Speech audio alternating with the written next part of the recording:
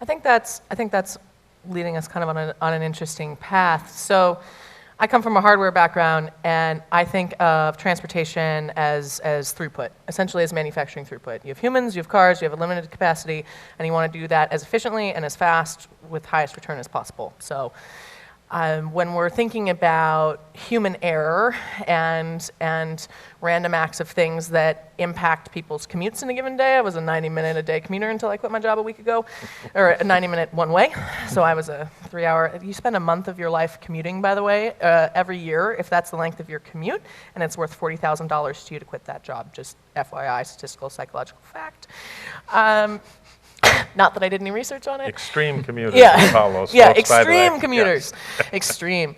The Bay Area is not as close together as you think it is, our Bay Area. So I'm curious.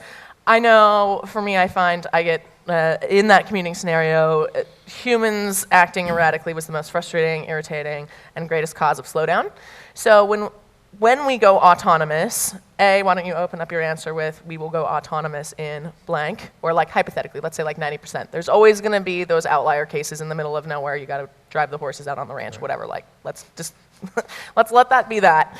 But let's talk about, general population, 80% of us, in autonomous vehicles, whether we own them or not. When is that going to happen? And then, do you believe that is how transportation becomes more efficient? Do you think that will help us, or is there a risk that maybe we're not seeing right now? I think there's several risks. I've attended a number of the automated vehicle conferences over the past couple of years, and it's fascinating because you get a room full of really, really brilliant people across the full spectrum of disciplines, from the computer industry to human factors to artificial intelligence to engineering, and they're all bright, and they can all have a good story, and they can be 30 and 40 years different in their perception of when we'll have automated vehicles. And, totally. And I joke about, we need to ask Watson when they'll really be here. My sense is the thinking is that we're, 2040 plus. There was a piece that came out just this week from one of the artificial intelligence experts at Harvard that was kind of throwing some cold water on some of the rapid scenarios. The Google executives were on 60 Minutes twice in the last half year talking about how their 11-year-old should never need a driver's license. And so, we've got both spectrums there. I tend to be something of a pragmatist. The Segway didn't revolutionize transportation like we thought, and maglev's not here yet, and flying cars that we all read about when we were kids in popular science are about at the same point they were then. So there's an awful lot to overcome. We will have rapid incremental improvements in technology and safety and driver aids, and there's tremendous benefits just from navigation and apps. But full automation, it's too soon to tell at this point. Katharine, what do you think? I think, like those old science fiction things of what percent are you cyborg before you become a robot? Because it's already happening. No, it's true. There we go. So how plastic is plastic? Like how much of somebody in LA is plastic before they're not a person, right? It's sort of a bad joke. But it's already happening. So if you have been in a car with the adaptive cruise control, like if it gets too close to the car in front of it, it slows down. It's already going on. We participated in a statewide pilot program last year for a program called Mobileye that would alert the bus operator if it started picking stuff up, looked like a passenger walking, looked like somebody turning. If you've been in the cars that park themselves, it just scares the hell out of me, right? It's like, woo! But that's already happening. So these little pieces are already going on. And that will continue to happen. It'll get smarter and smarter. We are also participating with the Expressway Authority in a connected vehicle program, which really if my bus knows your cell phone is there and they can talk to each other, I'm probably not going to run you over in an intersection. The bus weighs 30,000 pounds, the bus is going to win. But not even that, if my bus is talking to the cell phone that's moving fast enough that you can tell it's in a car, we don't have that collision. So that's coming. That's definitely going to happen. So it sneaks up on us, but maybe we're all too much control freaks. Maybe we don't ever totally give it up. But I feel safe in just the same way that 20 years ago you wouldn't think we'd have supercomputers that we look at pictures of monkeys dressed in diapers. Mm-hmm. We have no way of knowing what it's going to look like, but it will sneak up on us. Good point. Yeah. Steve, what do you think? About Steven, what? sorry. Well, I mean, so when do you think we're going autonomous? Do you think it's going to happen? Oh, yeah, I think it's going to happen. I mean, I really do, but it's not going to happen that quickly. That's the long-term Yeah. prospect. That's a long-term prospect. But I'm excited about getting there. And I really do think that a lot of people are going to give their cars up. I would. You know, and I was raised with one. I've been driving, hot rodding since I was old enough, even too young, to get behind the wheel. But it won't be tough to pry that wheel out of my hand. I think it's great. You know, I live in the urban area, in downtown Tampa. I love the concept of never having to worry about parking my car. I love the concept about not having to, fill it up. And if you have enough of these services, enough of these opportunities, it will begin to become seamless. And I think that's coming down the road. The statistics are there. Even if you make I think the statistic I've read, Steve, is that 80% of all seats in Hillsborough County are empty. 80% of every seat, of every car are empty. What if we just cut that down to, 60%, 50%? That is transformational. When you eliminate that many seats or cars on the road, and it has so many long-term benefits and effects on society. So yeah, I think it's happening. I think we're going to get there eventually, but I'm going to enjoy the ride getting there. Good, I like it. Yeah, that kind of leads me to my last question before we take a few questions from the audience. What excites you the most about the future? And look big. We don't have to worry about the messy little steps we have to get. Like, this can be the flying car conversation. I saw the personal autonomous drone at CES this year and was like, I would definitely like to take my chopper everywhere, but, we'll see if that happens. Katharine, why don't you kick us off this time? What I would like to see, I think the issue with the transportation is for you, the 90-minute commute. Who in here spends more time traveling than you want to? Everybody?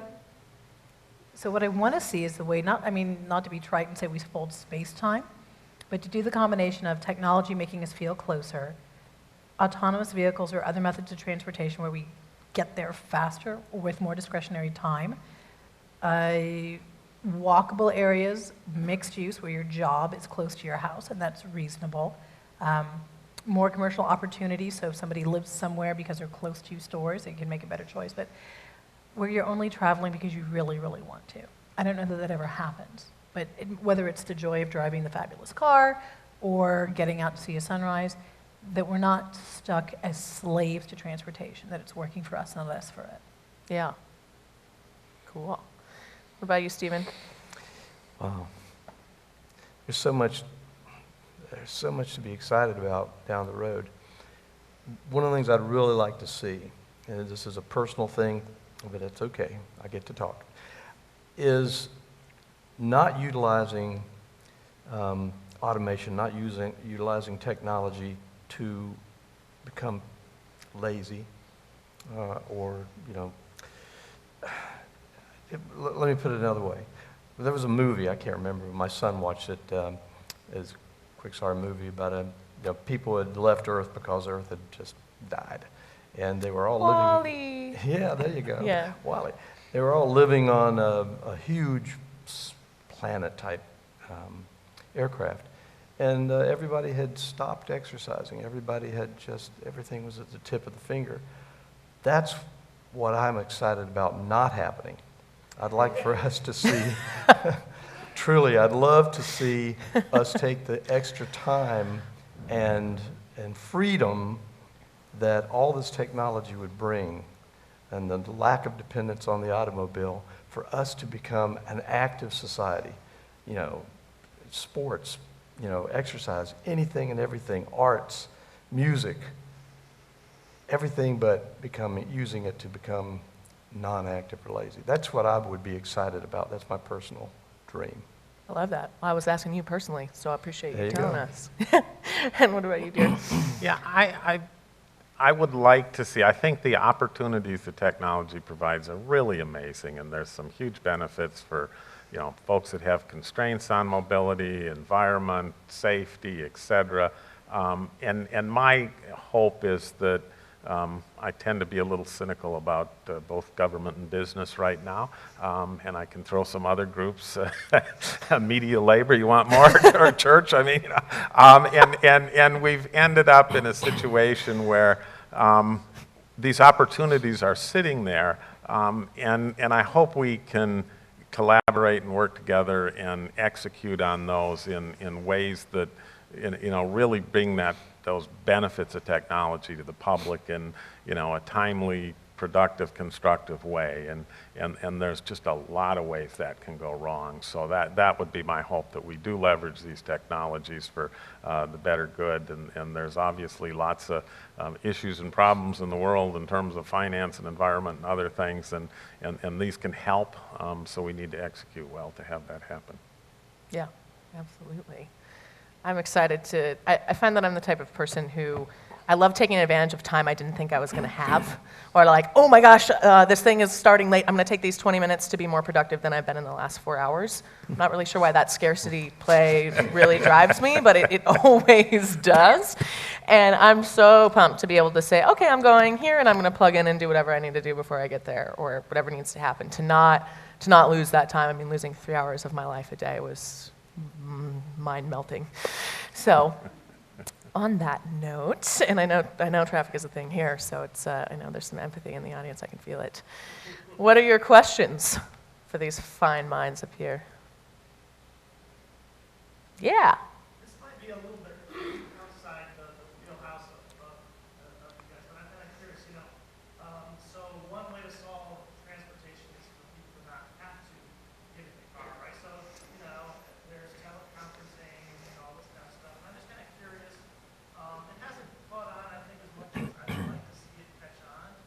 And I'm just kind of curious, do you have any kind of take on, until we get teleporters, is that going to become, is there technology coming that's going to become a more viable solution, or do you think that there's always, going to be this component of having to travel for it? I think we love people. I mean, I love seeing Marco every day. Marco, I know you love seeing me every day, right? I'm Marco's boss, so he has to say, thank you. Thank you for the answer. Correct answer, Marco. Yeah, no, correct answer. That's a really good point, because our 2 locations, right here in Tampa, from Ybor to East Tampa, it's like a 15-minute drive, and we all bellyache about, oh my God, I have to drive, I have to find a parking place. And we go through these spurts where we conference, but then we start to really miss actually sitting down in the room. And then once we're at the same facility, I can walk down the hall and talk to somebody else. So I think, as with many things, human nature is going to bite us in. It's just going to keep us from getting completely automated. I say that now. I mean, maybe in 200 years, the idea of what human nature is so fundamentally different that seeing a screen is enough to see somebody. Who knows? Who knows? Maybe once we don't have to spend our 3 hours a day commuting, we're not so starved for a sense of community, and we don't use work to replace that. But I would say, at least the more that we move to telecommute solutions, it seems the more that people like their one-on-one. I get to touch you, not really, because that's inappropriate for work. We get to, right, Marco? But it's, he's also the EEO grievance guy. Probably not my best choice for the accompaniment today. Well, I think that's a great question. I do too. And I mean, it really makes you think, how far are we developing, how quickly? And I think your answer is right. I mean, in a sense, we like people, but if I'm on the phone, I don't necessarily want to be looking that person in the eye. And I have, the technology to do it, and I'm on FaceTime with my daughters who are in Minnesota and, Morocco, and and that's cool. But doing it on a daily, hourly basis, it just hasn't sunk in yet. I thought that it was going there. I thought that we were really transitioning strongly in that towards that technology when the price of gas was way above $3, when it became much less economical to be out there driving and seeing people face to face. And I saw a lot of companies then requiring their people to do teleconferencing and things of that nature. That seems to have backed off. I don't know, it's a real good question. Yeah, let me throw in a few statistics just to confuse things. I'm gonna Telecommuting or working at home is about 4.5% of the workforce right now. The fastest growing, quote, means of getting to work. is not getting to work. And just as an example, that's higher than walk and bike and almost as high as public transit nationally. And it moves relatively slowly as a share, simply because there's all kinds of elements of the workforce, you know, nurses, hospital workers, laborers, et cetera, that don't have that option. It's a relatively finite share of the workforce that works for. But there's a lot of things other than commuting. I mean, electronic e-shopping is something like 8% of total resale sales now. You know, people don't go to Blockbuster and get videos anymore. They don't go to bookstores like they used to. They don't go to banks like they used to. Couriers don't shuttle documents around anymore. And simple things like you can check with a partner or spouse at home and find out if you should pick something up on the way versus making an extra trip because you've got a cell phone now. So we've really leveraged the technology a lot. Guys don't get lost anymore because they have navigation that they're not afraid to talk to. So I mean, we do and have had the benefit of that both in the personal behaviors and in the business world through logistics and optimization.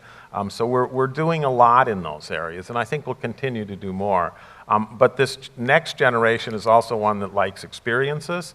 So if you save a lot of time on errands and commuting, you might decide to go to the beach, go to the park, go skiing, whatever, and you travel to do a lot of those things. So we will have a demand for travel. We may shift the purposes a little bit, but we'll continue to travel because the social element of travel is certainly critical to it as well.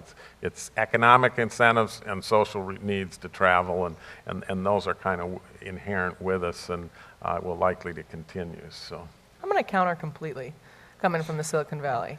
So our VR panel yesterday, we got in a bit of a dialogue after that, and I think virtual reality will change the way we feel when we virtually engage.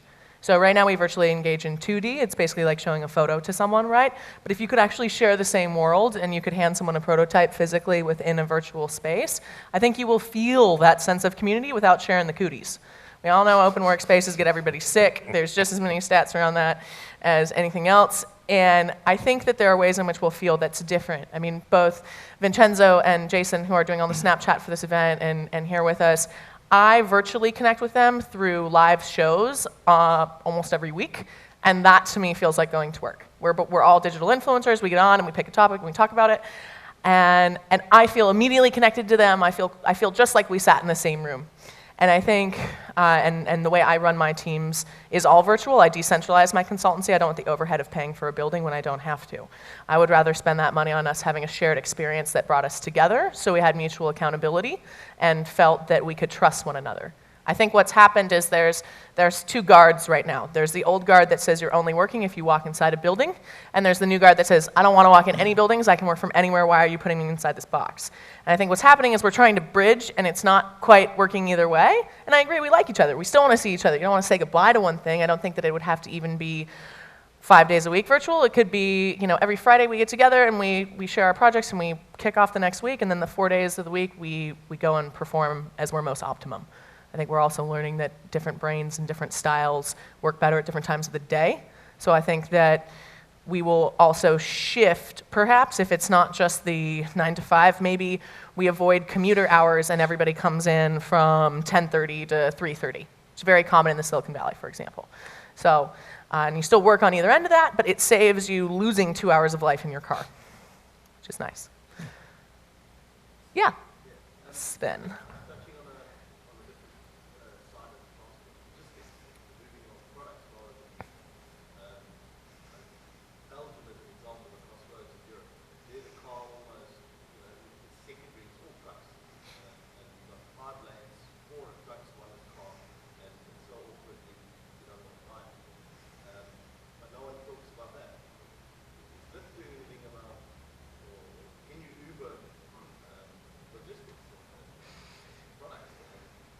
Great point, and I think the answer to that is yes, it's already happening.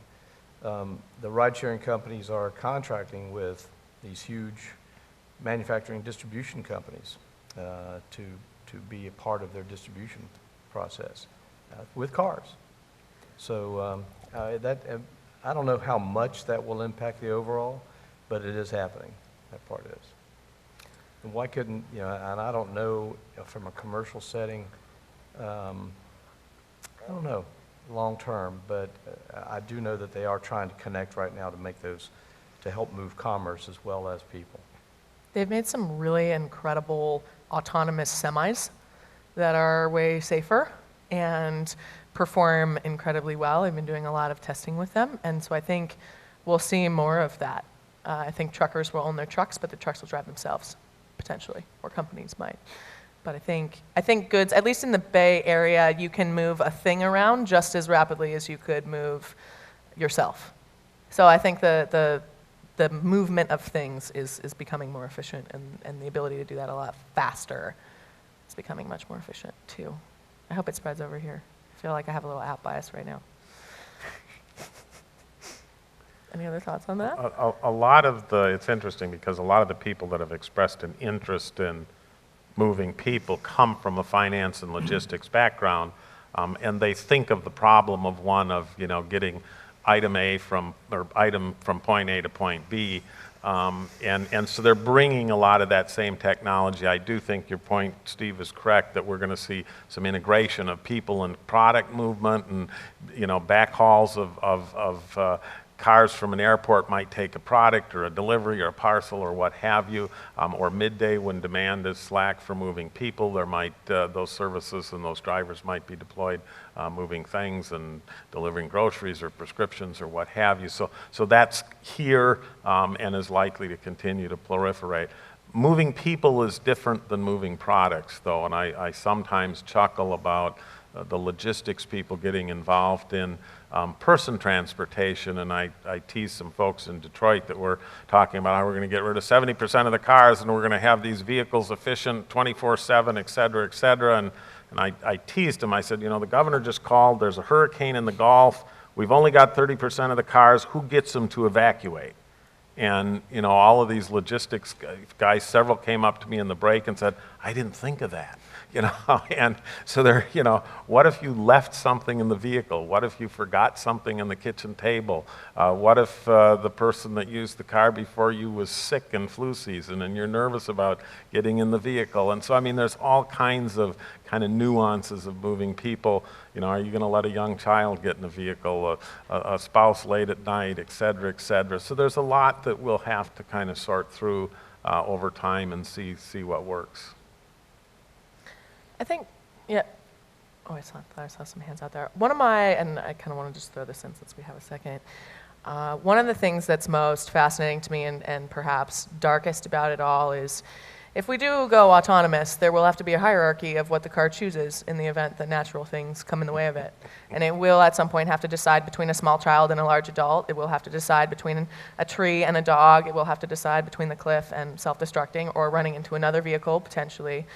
It will not be physically impossible it will be physically impossible for us to eliminate accidents. It's just not going to happen. It's just chaos theory proves that. So I'm curious, and one of the things that I really muse about a bit is who's going to decide that? Someone's going to have to program that machine to do that, and is that going to be like a collective communal decision where we all vote who should be? It's almost like engineers, just like every other decision. Yeah. Well, we've discussed that, and just like you can get a car today, and it's got a sport mode and an eco mode and stuff, and there's different prices for the options. So we said, an extra $10,000, it's save me mode, and eliminate the whatever else it is in the way. I hadn't even thought about that. But the reality is, there will be ethical trade-offs, and the media's had some fun with some scare headlines about, your car may kill you kind of thing when it tries to avoid a person in the road. And another one that's kind of funny is because these vehicles are made to stop and they're fail-safe, pedestrians will walk out in front of them all the time and ignore them completely because they know they'll stop. So there's a whole bunch of issues of civility and protocols and et cetera that potentially could crop up with automated vehicles and sensor-based systems as well. So too soon to tell. All right. I think I'm going to say thank you to Steve, Stephen, and Katharine. You all are wonderful. You're lucky to have them here leading your transportation in Tampa. And we'll let the next panel come on. Thanks. Thank you. Thank you. Thank you. Oh, 30-minute break. Hooray. More popular. Yes, yeah.